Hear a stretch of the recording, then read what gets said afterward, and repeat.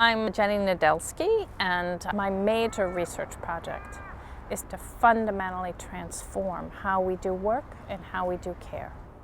You might think of it as a utopian project, and it is in the sense that I want to radically change how people talk about work-family balance. There's all this chat out there in the media about work-family balance, but it's not going at all to the core of what's the matter. You can't fix our distribution of who does the care work unless you fix how we do our work.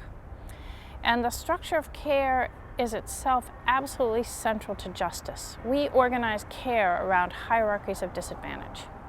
Whoever are the most disadvantaged are the people who do the care work.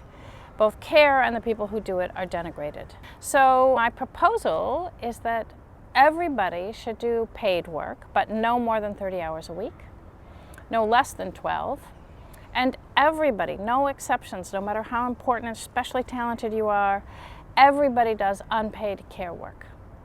So it begins with a family. You take care of your immediate family and friends, but as those demands become less, you transfer your care obligations to a chosen community of care.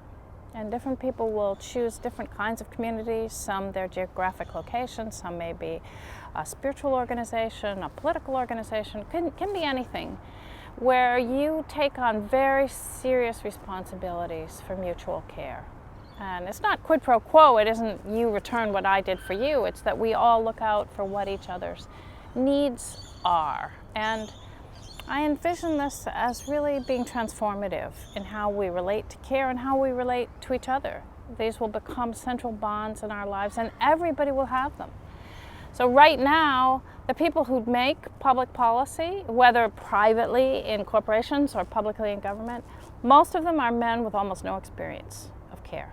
They're ignorant of this hugely central dimension of human life. And I think this should be seen as a disqualification for the job, just like you wouldn't hire somebody or elect somebody who had never held a job. If they haven't done a lot of care work, they should be seen as not having the knowledge that's essential to doing good policy making. Currently, to be excellent at something is to do that thing single-mindedly. You know, when we watch the Olympics, we hear these stories of, wow, that young skater does nothing but skate, 12 hours a day, and we're supposed to admire that. Or a young musician. But I think this is a perverse understanding of excellence. My proposal would require us to rethink this model of excellence, because we all would now do different things, right? We would do our work, our paid work, we would do community work as well, and we would do care work. So our lives would have to be much more diverse.